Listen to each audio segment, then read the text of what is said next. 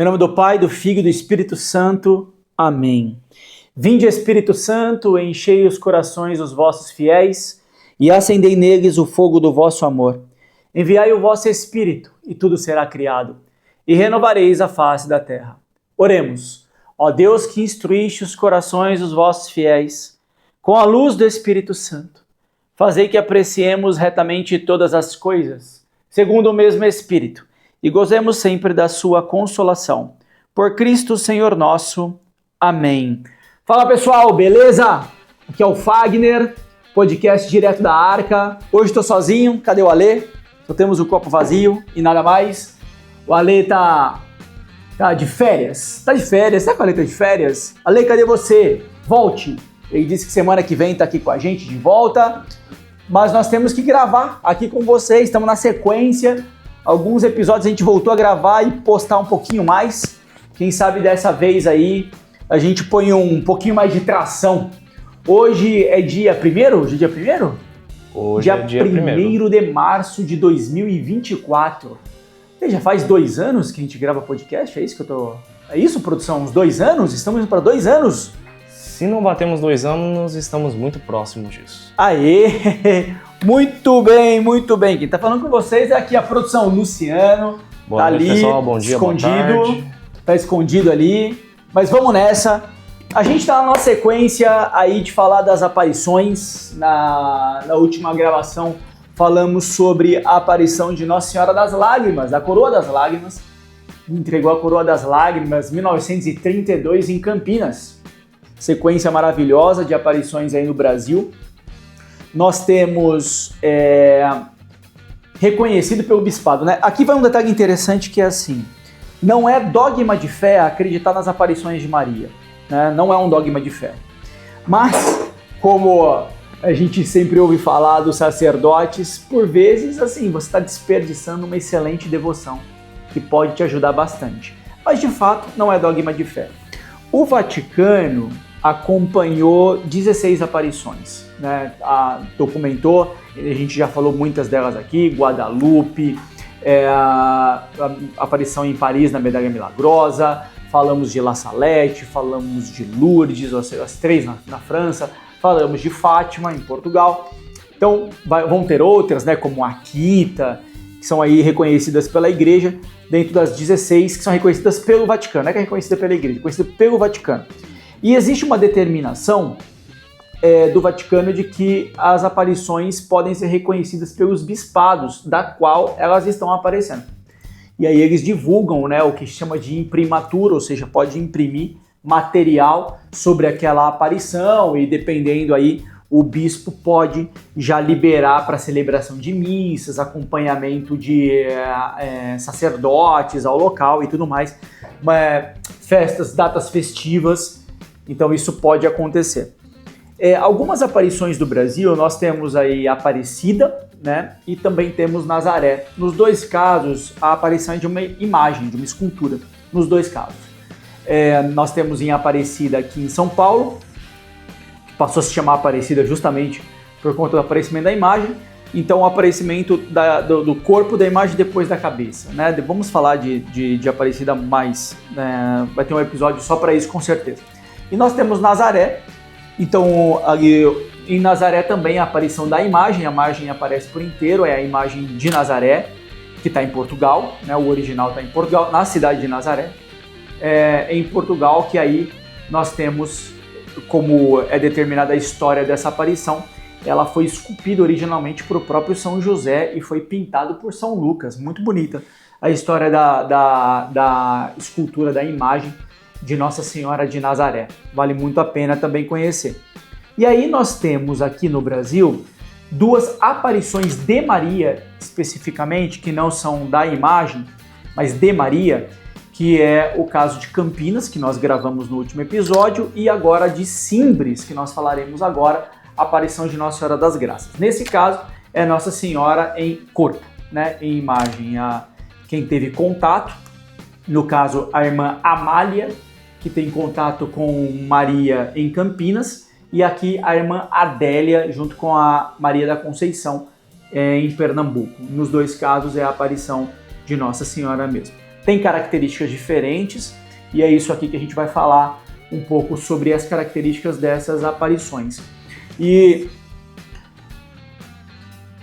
quando o bispo local ele autoriza, né, que se imprima material sobre aquela aparição e que se faça uma festa, então aí nesse caso, acho eu, aí é uma opinião minha, acho imprudente, acho interessante, acho bom para a devoção, para o desenvolvimento espiritual, que o fiel de fato passe a acreditar e a conhecer, primeiro a conhecer para depois acreditar sobre aquela aparição. Acho bem relevante, acho que ajuda a desenvolver a nossa devoção à Nossa Senhora, tá? Então, nós temos outras aparições, principalmente no Brasil, que são relatadas como aparição, mas que não tiveram nenhum reconhecimento do bispado local, tá? Então, sempre acho que é o cuidado que eu me reservo, acho importante essa prudência. Claro que podem ter aparições que você ouve falar daquela aparição e já toca no teu coração, né? Você diz, não, isso aqui me parece verdadeiro. Ou outras podem dizer, isso aqui tá me... O padre François fala que católico tem olfato de católico, né?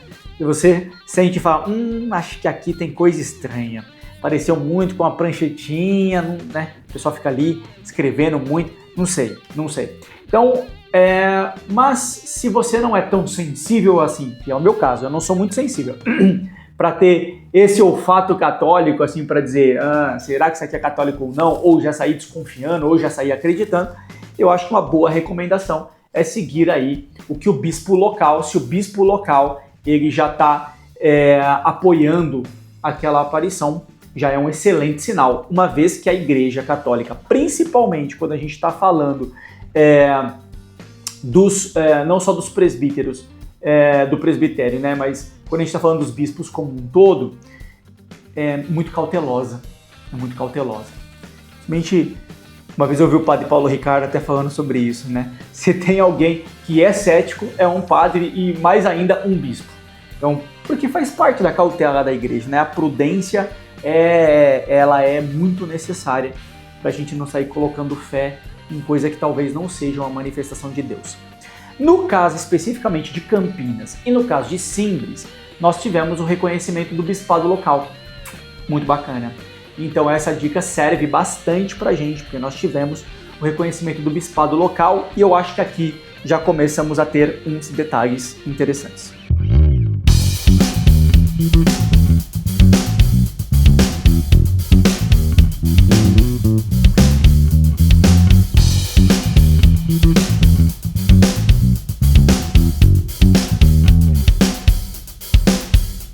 Quando a gente olha para Campinas, nós temos a história do Dom Barreto.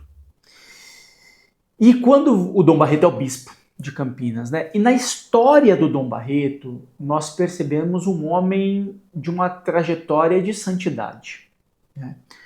Um padre, inicialmente com muita atuação na região de Campinas, né? Quando ele assume o bispado daquela região de Campinas, se torna um bispo de muita atuação para a igreja, muita atuação, muita devoção a Jesus e a Nossa Senhora. Então a gente percebe que Nossa Senhora escolhe não só a irmã, naquele momento ali, a irmã Amália, mas como também o bispo, o Dom Barreto. Vale para a gente conhecer a história dos dois. Em Simbres não é diferente. Por que isso? Não por conta do bispo especificamente, né? Mas aqui nós temos um detalhe com o padre Joseph, ou José Kerler. Esse padre, nós estamos falando de um homem muito culto, porque ele estuda medicina veterinária, formado na Alemanha. Ele vem para o Brasil na década de 20. Ele vem antes, né, um pouquinho antes. Ele vem antes disso, ainda não era padre, não era sacerdote. Ele vem para fazer doutorado. Então imagina alguém vir para um doutorado em medicina veterinária no início do século passado. Então isso por si só mostra o nível de estudo e o quão culto ele era quando vem para o Brasil e vai para o agreste, né, de Pernambuco. Passa por muitas paróquias no Nordeste brasileiro, muitas, mas nesse momento especificamente, quando a aparição está por ali, ele está naquele bispado daquela região, que é a região de Pesqueira. Não é tão distante de Recife, fica ali próximo, mas essa região de Pesqueiras é a região que a gente chama de Simbres, era uma aldeia indígena, tá?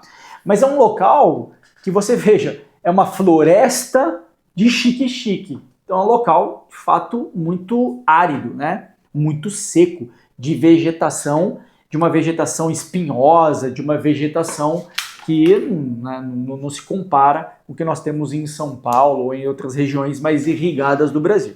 Então ele vai para aquele local. Na década de 30, porque a Nossa Senhora em Simbres aparece em 36, então na década de 30, o evento que está acontecendo ali é o Lampião. Então nós temos ali os cangaceiros, que começam seus eventos em Alagoas, mas vão tomando o Nordeste brasileiro, e a gente sabe que, por mais que hoje tenha uma cultura popular em torno de Lampião, muitas vezes até trazendo uma moral, um reconhecimento positivo, que na verdade não teve nada de positivo, por mais que a gente veja isso hoje, a realidade é que eles eram bandidos, assassinos, estupradores, era gente do mal, gente do mal. Então Lampião e seus cangaceiros andavam pelo Nordeste, justamente roubando, matando, estuprando, praticando todo tipo de barbaridade. Então, quando se sabia que o Lampião e seu bando visitariam um local, todo mundo já entrava em desespero, já entrava em pânico. E o próprio padre, o José Keller, ele fala que é uma coisa muito estranha, né, que às vezes acontece. A gente vê isso hoje em dia também com alguns grupos criminosos, principalmente em comunidades, assim, que eles têm uma religiosidade. Um negócio muito estranho, né? Então, eles são bandidos, mas têm uma certa religiosidade, um certo respeito pela religião, nem só católica, mas protestante também, sei lá, né? Porque a mãe frequenta, o pai frequenta, a família frequenta, frequentou quando criança, tem um certo respeito pela igreja, seja ela católica, protestante, ou às vezes um espaço de religiões de matriz africana. Esse pessoal tem bastante respeito. Não era diferente naquela época com os cangaceiros do Lampião. O padre José Keller fala que eles vinham para missas aos domingos, guardavam suas armas na sacristia. Olha que maluquice, pessoal. Não há polícia, não há policiamento. Eles chegam ali, não há nada a ser feito, mas eles guardam as armas, porque o padre não aceitava que entrassem armados, então eles aceitam a determinação do padre, guardam as armas na sacristia da igreja, assistem à missa, recolhem as armas e vão embora. Então esse é um negócio muito louco, e saem dali, vão matar, estuprar, roubar. A gente fica pensando nesse desvio da virtude, mas acontece hoje, até hoje a gente vê aí pessoal bandido da vida, e você vê com umas tatuagens religiosas que você não consegue nem acreditar. Uns pingentes, uns colares, umas cruzes, né? Você fala, pô, mas da onde está vindo essa devoção a Nosso Senhor com essa vida toda bagunçada? Então, naquela época ali, com o Lampião e seu bando, era assim que eles praticavam. Então, eles avisam que vão para essa região, que é a região de Simbres, né? Essa aldeia de Simbres, em Pesqueiras, e lá pouquíssimas famílias moram naquele lugar e eles morrem de medo, são extremamente pobres. Extremamente pobres. E uma parte da família vai se esconder na floresta. Quando eu tô falando floresta, gente, já falei aqui, é agreste, é espinho, é chique-chique, é mamona, é esse tipo de vegetação que tem ali, tá? Com um terreno muito seco, muito árido, é isso. Então eles vão se esconder do Lampião, mas, por exemplo, um membro da família, uma moça, uma senhora que está grávida, ela não consegue se esconder. E ela fica na casa e ela dá à luz a uma criança que já nasceu praticamente morta. Mas ela está morrendo de medo. Imagina o nível do medo que eles têm de Lampião. Olha o nível. Uma parte da família vai se esconder na floresta. A mulher grávida que não consegue ir fica em casa sozinha. Ela tem um filho. O filho nasce praticamente morto. Ela pede ao filho já sabendo da pureza da criança, né? E claro que ali houve um batismo por intenção. É óbvio que houve um batismo por intenção. Deus é misericordioso. Então, aquela criança, ela fala assim, vá ao céu, eu estou usando as minhas palavras, né? E diga a Nossa Senhora para que ela nos proteja do lampião. Para que ela nos proteja do lampião. Bonito, né? A gente não sabe exatamente se Nossa Senhora foi falar com o lampião, esse relato a gente não tem, mas o fato o lampião não foi para lá. Não foi para lá, não apareceu. A família volta da floresta, lá da onde foram se esconder, eles se encontram e ok, passam os dias. Aí, duas crianças, o pai de uma das duas crianças, né? A Maria da Luz e Maria da Conceição, pede que elas possam ir pegar mamona pelo sítio, e elas foram pegar mamona e estão conversando sobre o que elas fariam se o lampião viesse, de fato. Agora tivesse um novo aviso e o lampião viesse de fato. E a Maria da Conceição, que tinha ali 16 anos, a Maria da Luz tinha 13, a Maria da Conceição diz, olha, Nossa Senhora não permitiria. Nossa Senhora não permitiria. Olha o tamanho da fé dessas duas adolescentes, né? Analfabetas do agreste brasileiro. E de repente elas olham para o alto da pedra e a Maria da Conceição é a primeira que vê, diz, olha aquela imagem! E a Maria da Luz olha e elas veem uma mulher muito bonita. De largada elas ficam com medo porque achou que tinha alguma coisa a ver por elas estarem falando do lampião e vai que era alguém do bando do lampião que estava observando elas. Então ficaram com medo, mas depois em seguida perceberam que não, era uma imagem muito diferente. Elas correm, se aproximam para ver a imagem e elas têm o primeiro contato e já conversam com a Nossa Senhora. Ela pergunta, qual é seu nome? A imagem diz que se chama Graça. Me chamo Graça. Ela estava segurando uma criança no colo e já ali elas têm um primeiro diálogo. As crianças saem depois dali correndo, vão para casa eufóricas, esbaforidas, chegam em casa e tentam contar para os pais. Demora para conseguirem se acalmar e tentar contar, contam para a mãe, depois o pai da Maria da Luz chega, até pensa em brigar com a menina, em repreendê-la, mas a mãe diz, não, vamos tentar acalmá-la para que ela explique o que está acontecendo. Ela explica para o pai que ela viu e as crianças já imaginavam que era Nossa Senhora mesmo, não sabiam dizer, né, como. O pai pede para que elas mostrem onde que foi que a Nossa Senhora apareceu. As duas crianças saem correndo, vão lá para o local onde apareceu. Mas olha que interessante, o pai sai atrás das crianças com um facão para poder cortar aquela vegetação que estava pelo caminho, uma vegetação de espinhos. Quando as crianças falam para o pai que está no alto da pedra, o pai não consegue nem acreditar, porque é muito alto. E as crianças saem correndo na frente, eufóricas, o pai vai atrás com um facão.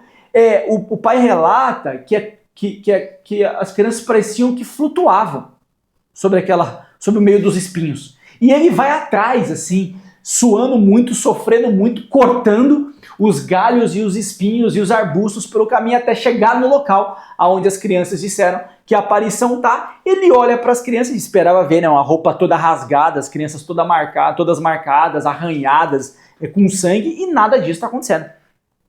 As crianças estão intactas. Então elas é como se de fato tivessem flutuado até o alto daquela pedra.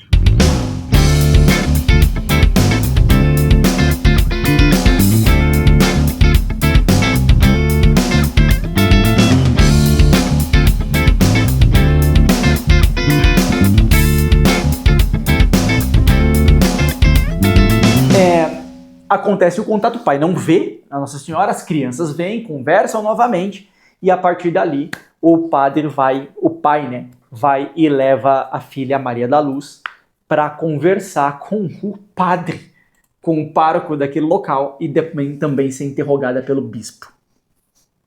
Um detalhe interessante é que Nossa Senhora pede que elas tragam um padre. E elas começam a perguntar o nome do padre.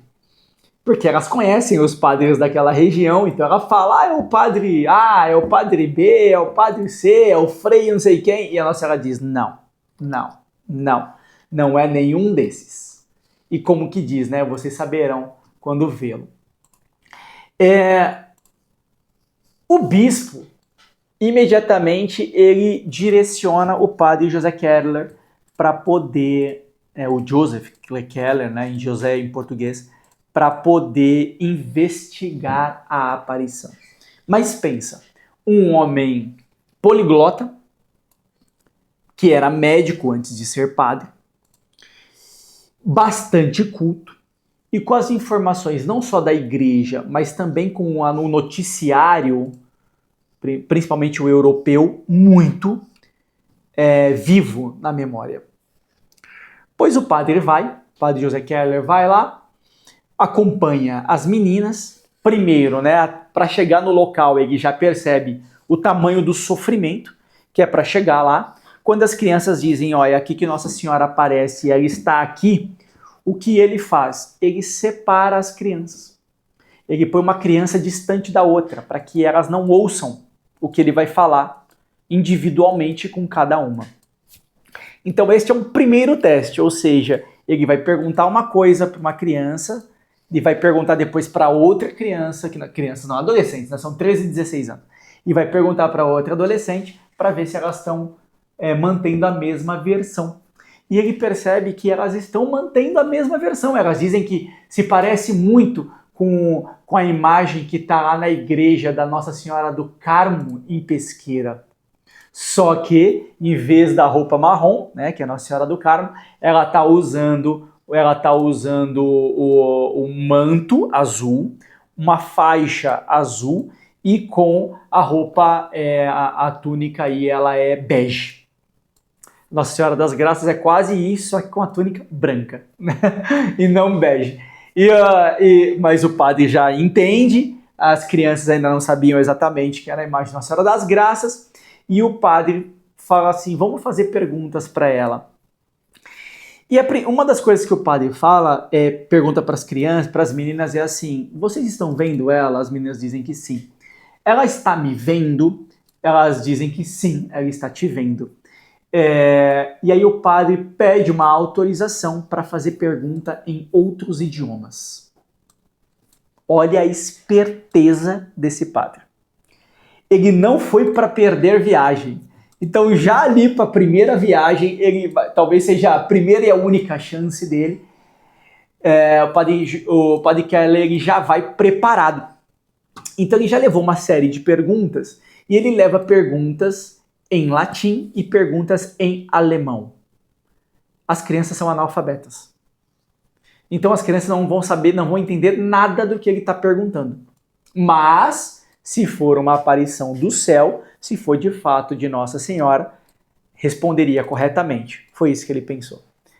Então ele começa a fazer uns testes. Primeira coisa, ele chega lá, pergunta para as crianças onde ela está, onde Nossa Senhora está, e as nossas crianças falam, ele pega a água benta e joga na Nossa Senhora. E, né, se não for do céu, vai ter a versão à água benta. A Nossa Senhora ri, dá um sorriso gentil para ele. Ele não está vendo, as crianças estão vendo. Ele pergunta, as crianças também sorriem e dizem, ela está sorrindo, feliz com a água. E aí ele já ficou mais calmo. E aí ele começa a fazer as perguntas. Pergunta para ela, de onde você veio? E ela vai dizer, eu vim do céu. Quem está nos seus braços? Que criança que está nos seus braços? Ela diz, Jesus. Ele também pergunta, ele está feliz comigo, com o meu sacerdócio? E as crianças, né, as adolescentes veem que ele faz um sinal com a mão, o bebê faz um sinal com a mão e um sorriso. E ela diz, sim, ele está muito feliz com você e com o seu sacerdócio. E aí ele começa a fazer perguntas um tanto teológicas para Nossa Senhora. E ela vai respondendo. Só que ele vai fazendo a pergunta em alemão. E a Nossa Senhora responde para as crianças em português e as crianças dão a resposta correta para ele em português. Olha que coisa maluca. Ele chega a ponto de falar assim, não foi isso que eu perguntei, para tentar enganar as crianças. Aí as crianças dizem, mas ela está dizendo que foi isso que você perguntou sim. Aí depois ele troca a pergunta e faz a pergunta em latim. Ele faz a pergunta em latim, ele faz a pergunta em alemão, ele vai trocando e a Nossa Senhora sempre vai respondendo. Ele anota tudo em seu diário. Isso é muito importante pra gente, porque Simbres, ela tem uma documentação detalhada, porque o Padre Keller documentou tudo. Então ela tem uma aparição muito detalhada. É uma aparição que ela tem uma vasta documentação. Detalhes interessantes pra gente em relação a Simbres é que a população pedia milagres, pedia um sinal, como aconteceu em Lourdes, como aconteceu em Fátima.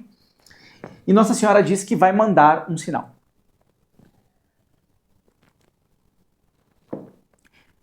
Só que as crianças acham que o sinal é naquele dia. E o sinal não é naquele dia. E as crianças vão embora chorando. E as pessoas vão atrás das crianças, xingando-as, rindo delas, falando que elas eram malucas ou que elas eram mentirosas, porque falaram que Nossa Senhora faria um milagre e não fez milagre coisa nenhuma naquele dia. Só que no outro dia, as crianças voltaram do mesmo jeito. Olha o tamanho da fé e da persistência dessas crianças. Voltaram do mesmo jeito. E lá naquele local, naquela pedra, Nossa Senhora, como é sempre muito delicada, mostrou para as crianças que da pedra começou a verter água, não é jorrar água, começou a verter água, muito parecido com Lourdes.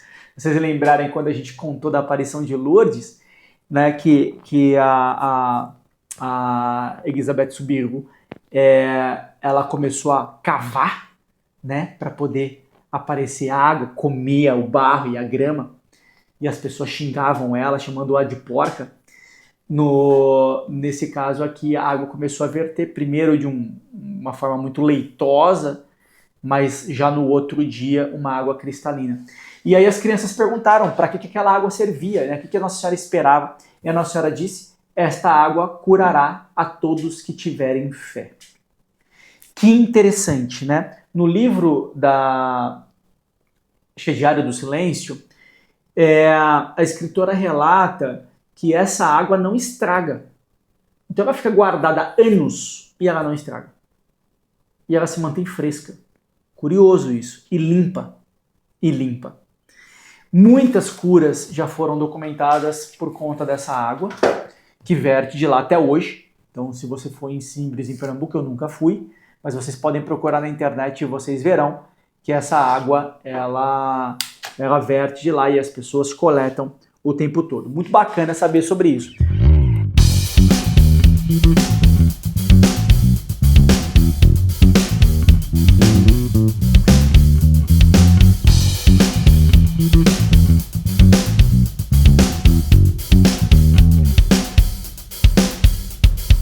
Agora vem para as mensagens de Simbres, né? Alguns detalhes muito interessantes também. Em Simbres tudo envolve padres. Então, uma das aparições, foram 40 aparições, tá, gente? Só para vocês entenderem. Uma aparição com uma sequência muito grande de ocorrências. Muito grande. São 40 aparições, entre 30 e 40 aparições. E nessas aparições, uma delas, as adolescentes estavam com Nossa Senhora, e o Padre Keller estava vindo para casa delas, mas elas não sabiam. E aí Nossa Senhora disse, corram para a casa de vocês, arrumem a casa, coloquem flores na casa, porque os meus filhos queridos estão chegando. E as crianças correm, arrumam a casa, preparam as flores e quem chega? O Padre Keller. É importante sobre o Padre Keller porque assim, ele era conhecido por Nossa Senhora como meu filho da graça, meu querido da graça. E muito devoto de Nossa Senhora, muito devoto de Nossa Senhora. Para vocês terem ideia, na morte dele, né, muitos anos depois, ele morreu na década de 70. Então, no leito de morte dele, a irmã Detalhe interessante, porque uma das adolescentes vai virar freira, né? Vai virar freira, que é a Maria da Luz, e ela vai trocar o nome para irmã Adélia. Irmã Adélia. Quase que eu confundi com a Amália, lá de Campinas. Irmã Adélia.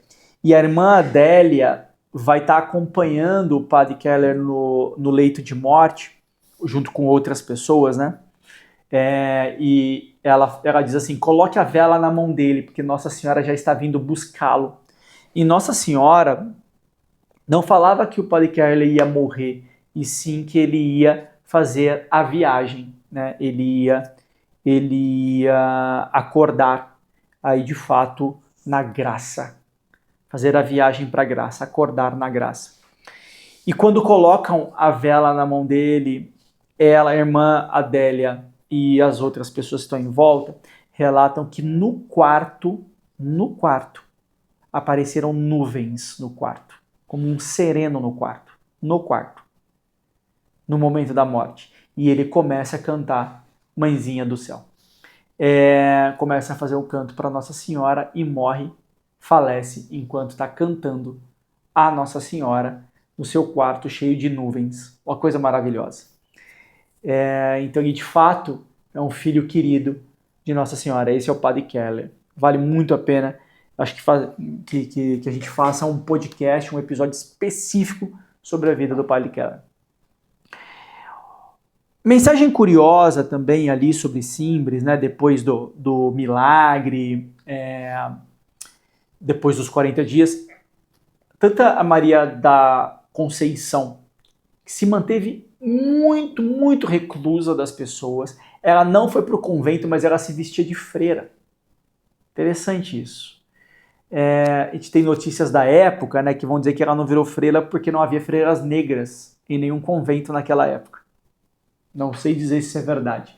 Mas o fato ela vivia vestida de freira, sempre rezando, cuidando dos necessitados ali da região de Simbres. A Maria da Luz, que aqui tinha 13 anos, o Padre Keller deu educação para ela, para que ela soubesse ler e escrever, que era a única exigência para entrar no convento, e conseguiu fazer com que ela entrasse no convento. Quando ela entrou para o convento, passou o noviciado, ela mudou de nome para a irmã Adélia. Mas assim, o Padre Keller sofreu tanta perseguição por a ter colocado no convento, que ele quase que ele é impedido de exercer o sacerdócio. Olha o absurdo. Quase que ele perde o sacerdócio por conta disso. Eles sofreram perseguições terríveis, tá? Terríveis. Ao longo de todas as décadas. Mas a mensagem de Nossa Senhora, qual é a mensagem de Simbres? Essa foi a pergunta do Padre José Keller. O que a senhora quer nos dizer? E ela vai falar sobre, especificamente, o Padre Keller pergunta para ela qual é a mensagem. Ela diz, eu vim alertar sobre coisas terríveis que estão para acontecer. O meu filho pediu para alertar que coisas terríveis estão para acontecer.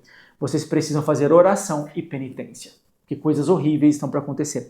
O Padre Keller, muito antenado das aparições e também de tudo que estava acontecendo no mundo naquela época, não podemos esquecer, estamos em 1936. O Padre Keller já pergunta, é sobre o comunismo? E ela diz, sim. O Padre Keller já pergunta, é uma continuação então da aparição de La Salette sobre coisas terríveis? Ela diz, sim. Também é uma continuação de Fátima?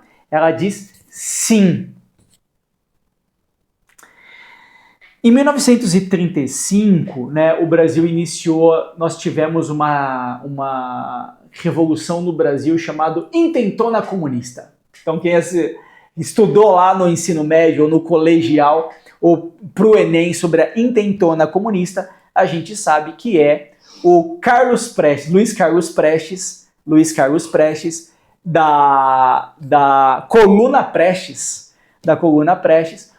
depois que o Luiz Carlos Prestes, comandante, né? Luiz Carlos Prestes, ele tenta o levante com a coluna Prestes, que percorreu o Brasil todo para tentar dar um golpe militar, para tentar dar um golpe de Estado, me desculpa, melhor dizendo. Quando isso não dá certo, a gente sabe que ele é exilado e nesse período do exílio ele viaja até a União Soviética. Fica na União Soviética um tempo, recebe treinamento e volta para o Brasil de forma clandestina. Isso é o Luiz Carlos Prestes. Quando ele volta para o Brasil de forma clandestina, uma pessoa veio como uma espiã russa, soviética, junto com ele. Seria somente como uma segurança ou para acompanhá-lo. Essa mulher se chama Olga Binari. A Olga Binari, depois procurem o filme, tem um filme Olga Binari, que ela vem junto com ele, no final das contas eles se apaixonam, se casam, ela engravida do Luiz Carlos Prestes. Mas o que eu quero dizer é o seguinte, o Luiz Carlos Prestes no Brasil, ele começa um levante que ele vai se chamar de Intentona Comunista, que é um movimento que começa a acontecer nos quartéis, especificamente num dos quartéis do Rio de Janeiro, que é o quartel da Praia Vermelha. Enfim, o quartel da Praia Vermelha tem muitos eventos vinculados a isso, como lá na época do Levante Tenentista, também na década de 20. Então, ali na Praia Vermelha, só que foi o único quartel praticamente que se levantou. Eles saíram, os comandantes, os oficiais e os soldados saem dali de braços dados, com o peito aberto. Eles acham que outros quartéis também vão se juntar a eles, no final das contas não se juntaram, foram presos, mas a intenção deles ali era, de fato, implantar a ditadura comunista no Brasil. Se sabe hoje, assim, de forma muito, muito transparente, que era uma intenção por uma infiltração russa, uma infiltração soviética, de fato. O Luiz Carlos Prestes vai jurar de pé junto, até o leito de morte, que não era nada disso, mas há muitos documentos que provam que aquela intenção foi uma influência, uma manipulação russa no Brasil para que o comunismo fosse implantado no Brasil. Isso de 35, a gente vai ter essa revolta aí acontecendo no Brasil. 36, Nossa Senhora diz, cuidado com o comunismo, porque muitas mães chorarão, porque o sangue vai escorrer por esse país. Olha que interessante. Numa das 40 aparições, uma criança, não sei se por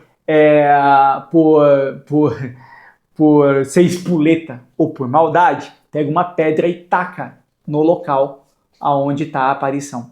E as adolescentes, a Maria da Luz e Maria da Conceição, elas veem que a pedra acertou a mão de Nossa Senhora e começa a ir muito sangue.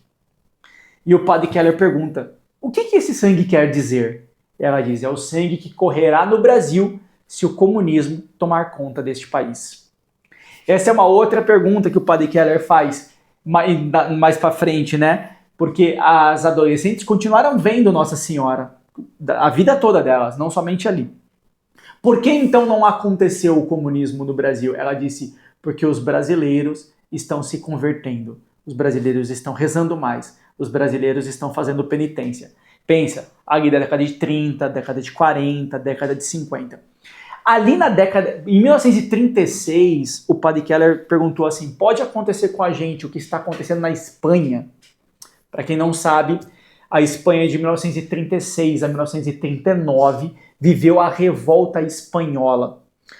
Foram tantos padres, bispos, leigos assassinados que se você abrir o livro do Martiriológico é um livro da igreja onde tem para cada dia do ano quais são os mártires daquele dia do ano, santos mártires. E você vai perceber que praticamente para cada dia do ano tem um mártir santo justamente dessa época da Revolução Espanhola, um mártir santo espanhol dessa época. Terrível, foi terrível. A gente tem que entender que é o seguinte, a Revolta Espanhola só acabou por conta do início da Segunda Guerra Mundial em 1939. Então, em 36, quando Nossa Senhora aparece em Simbres, nós temos no Brasil ali, a gente está vivendo ainda reflexos da tentativa de golpe comunista no Brasil por infiltração da Rússia, através do Luiz Carlos Prestes. Nós temos o Hitler já né, o nazismo já a pleno vapor, nós temos na Alemanha, nós temos o Mussolini a pleno vapor, nós já temos o Stalin na Rússia matando milhões de russos e de ucranianos de fome, a União Soviética em plena implantação, não podemos esquecer do regime comunista já na Rússia, ditatorial na China, desculpa, Mao Tse-tung também já matando muita gente. Essa ali da década de 30 até o final da Segunda Guerra Mundial, nós temos o comunismo quase tomando conta do mundo todo. No Brasil, e quase que o Brasil não escapa. Então ali, tudo isso está acontecendo ao mesmo tempo e Nossa Senhora aparece no Brasil porque ela diz que ela ama demais a terra de Santa Cruz.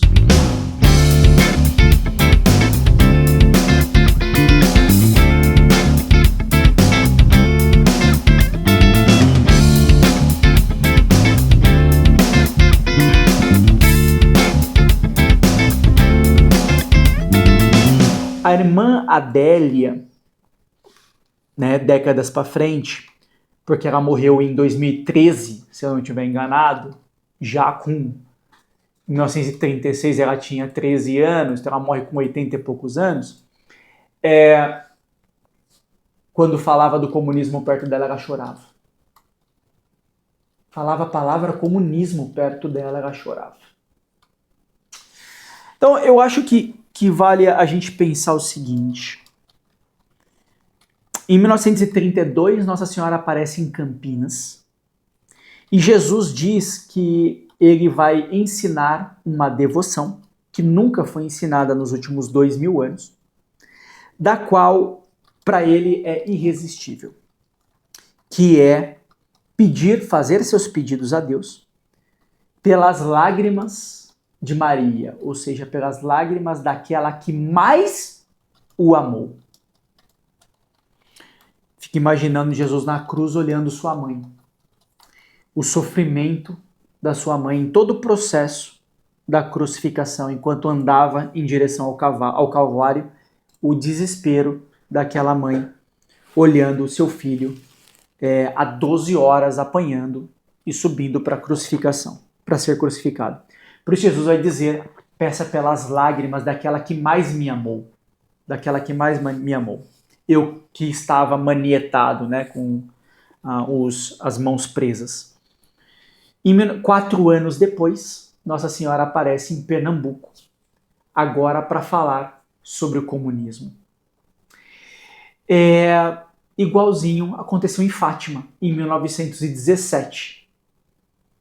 Em Portugal, né? Fátima, 1917, onde ela disse: o comunismo espalhará seus males pela terra. Ela disse isso em Portugal. Mas ela também veio para o Brasil em 1936 e disse: o comunismo pode destruir esse país. Muitas mães chorarão. E tudo que ela pedia era oração e penitência. Padre Keller perguntou, né, se tinha alguma devoção que nós deveríamos buscar. E ela disse sim, a mesma devoção de Fátima, a devoção ao Imaculado Coração de Jesus e ao Imaculado Coração de Maria.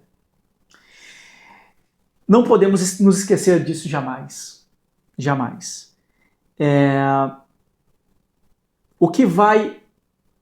Qual é o momento que a gente está vivendo hoje? Qual é o momento que a gente está vivendo hoje? O que o comunismo quer, né? O que o comunismo quer? O comunismo prega uma maldade terrível que manipula as mentes, que é o conceito de igualdade. Todos têm que ser iguais. Parece que isso é ótimo. Nossa, mas é claro, todos temos que ser iguais. Isso. Todos nós somos iguais em dignidade, em amor a Deus e em Deus por nós, né? Que tenhamos o mesmo amor por Deus, mas Deus nos ama igualmente. Deus nos ama igualmente, mas nós não somos iguais. Como um pai com os seus filhos, Ele ama profundamente seus filhos, mas cada filho é diferente um do outro. É diferente um do outro. Quando você diz que eu quero que todos sejam iguais e as pessoas não são iguais, você delega ao Estado que force que as pessoas sejam iguais. Para isso, o que vai acontecer? Vai remover a sua casa. Vai te tirar do seu lar para que ele dê uma casa igual para todo mundo. Os governantes vivem em seus palácios, mas cada uma das pessoas, cada um tem que ter uma casa igual à do outro.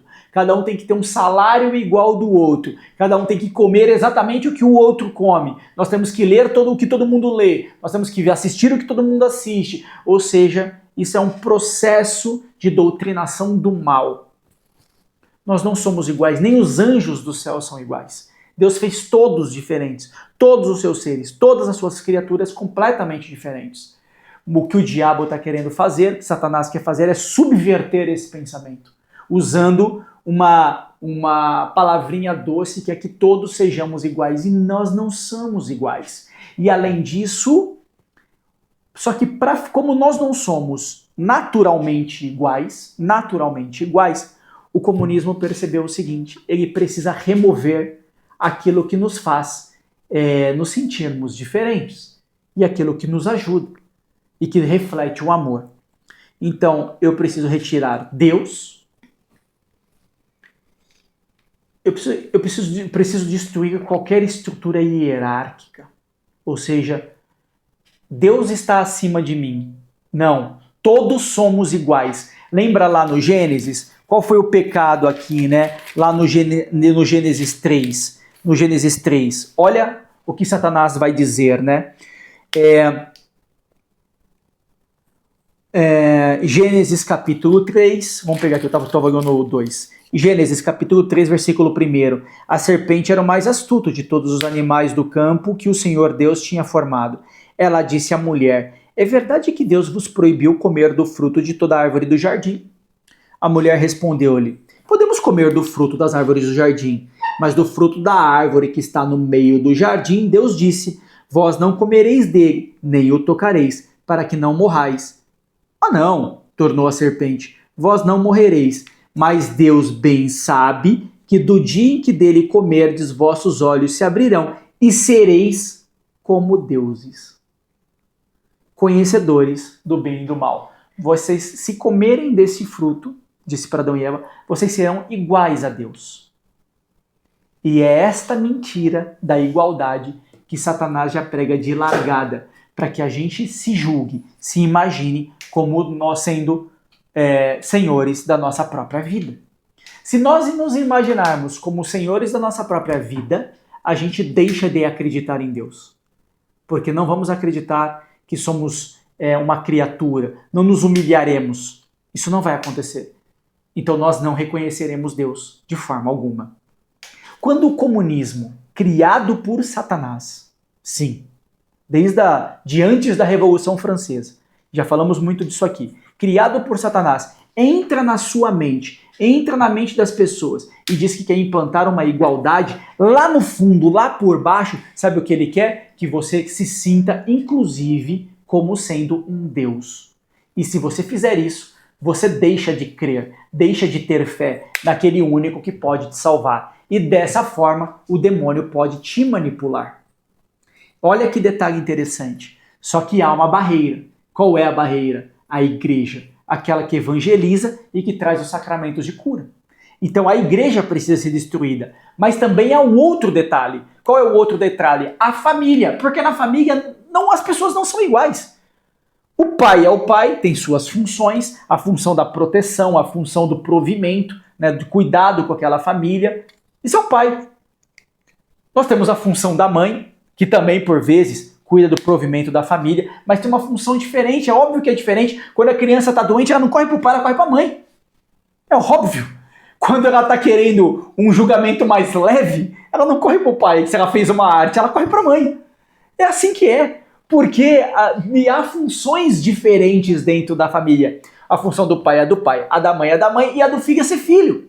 É ser obediente, é submeter a sua vida nas mãos da mãe e do pai. O que o comunismo prega? Que a família precisa ser destruída. Então eu tiro a criança daquela casa e já coloco numa escola integral, longe dos pais. Olha como a gente tem isso hoje. Olha como o reflexo chegou. Não, porque o Estado, porque a escola vai educar melhor aquele filho do que o pai e a mãe dentro de casa. Completo absurdo. Completo absurdo. Ah, não, e aí colocaram na nossa cabeça. Você tem que colocar a criancinha na escola desde 2, 3 anos, porque ela vai se tornar muito mais esperta.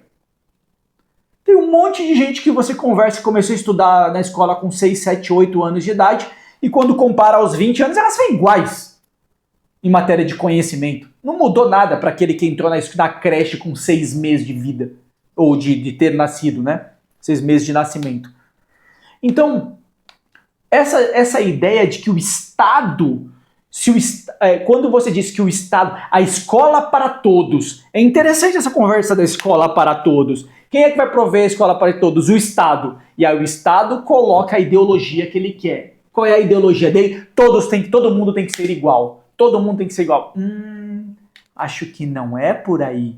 Todo mundo igual. Então essa doutrina da igualdade, ela vem toda do comunismo. E ela é terrível. E só que tem um detalhe. Ainda que eu destrua, que eu retire os teus pais como referência da tua vida, ainda que eu retire Deus, a igreja da tua vida, que te ajuda no caminho da iluminação, tem uma coisa relevante. Você sabe que você é diferente do outro. Você sabe o que você nasceu. Você sabe o que você gosta. Você sabe o que você quer. Você sabe o que você não gosta. Não, mas aí ele vem com uma outra ideia. Qual é a ideia? Daí para poder fazer você acreditar na igualdade, a ideia é dizer o seguinte: não, quando você nasce, você não tem uma vontade natural. Não, tanto é que assim, por exemplo, o que te diferencia da outra pessoa? Ah, eu sou homem e ela é mulher. Não. Quando você nasce, você ainda não é homem, nem mulher, você decide. Você decide. Isso vai implantando uma confusão na mente das pessoas, e aí aquele sentimento que era a única coisa que traria a sua individualidade, ela tenta te colocar que não, nem a sua individualidade você tem. Nem a sua individualidade você tem. E aí com isso eu destruo, eu te confundo, te deixo completamente confuso sobre quem você é, retiro a estrutura de dentro da tua casa, tua referência para o teu pai, para a tua mãe, a tua convivência, o teu respeito, tua admiração ao seu pai e sua mãe, que era justamente quem te guiaria nessa vida, e também te tiro a referência a Deus, que é justamente quem te ajudaria com o desenvolvimento das suas virtudes. Quando eu faço tudo isso, eu começo a destruição do ser por completo. É isso que Nossa Senhora estava dizendo ali em Simbres. E é interessante, né? Porque se nós estávamos melhorando, é nítido que agora, lá por volta da década de 40, da década de 50, é nítido que agora nós estamos piorando. Então, talvez, para que não caiamos nos castigos, porque Nossa Senhora em Simbres disse que teriam 3 castigos, mas ela nunca contou quais foram os castigos, ou se contou para as adolescentes, para Maria da Conceição e Maria da Luz, nós nunca ficamos sabendo. Elas nunca revelaram. Igual Lourdes, que em Lourdes também foi passado um segredo, da qual nós nunca soubemos. O fato é, hoje, nitidamente, o comunismo, ele, mesmo tendo perdido as guerras, ele penetrou na nossa sociedade completamente. Nossa situação dessa semana foi que quase o Brasil, quer dizer, chegou a ter autorizado o aborto até os 9 meses de vida. Se você tentar matar o ovo de uma tartaruga, ou quebrar o ovo de uma tartaruga, melhor dizendo. Se você quebrar o ovo de uma tartaruga marinha, você vai preso. Mas se você destruir uma criança no ventre materno, nada te aconteceria. Graças a Deus por manifestação dos cristãos como um todo, dos católicos e dos protestantes, revogaram essa autorização rapidamente. Mas isso quer dizer o seguinte, que eles vêm dando passinhos lentos, tentando uma coisa de cada vez, Até a década de 70, nas TVs brasileiras não se falava nem de divórcio. Quem acompanhou a história das novelas aí como a Globo e tudo mais, esse ensaio de um beijo, que não é homem e mulher, já vem sendo feito o ensaio, a tentativa há muitos anos. Ou seja, é como vão tentando nos cozinhar igual sapo, né? Na água ali, cozinhando lentamente. É isso que agora o comunismo cultural vem fazendo com a gente. O que Nossa Senhora nos alertou em Simbres tem que ficar pra gente. Oração, penitência, olhos abertos. O comunismo está aí, já se infiltrou na nossa sociedade. E ele é um mal terrível. Temos que lutar, porque senão seremos destruídos. Só nos resta orar, oração, oração, penitência, penitência, devoção ao Santíssimo Coração de Jesus e de Maria. Acho que é isso. Podemos ficar por aqui. O que você acha, Lu? Eu acho que foi muito bem explicado. Tá bom, não tá? Tá bom, Falaremos tá de outras aparições no próximo episódio. Um grande abraço. Fiquem com Deus. Até mais, gente. Tchau, tchau. Vamos encerrar. Ave Maria, cheia de graça, o Senhor é convosco. Bendita sois vós entre as mulheres, bendito é o fruto do vosso ventre, Jesus. Santa Maria, Mãe de Deus, rogai por nós, pecadores, agora e na hora de nossa morte. Amém. A gente encerra e permanece em nome do Pai, do Filho e do Espírito Santo. Amém. Até mais, pessoal. Valeu. Tchau, tchau.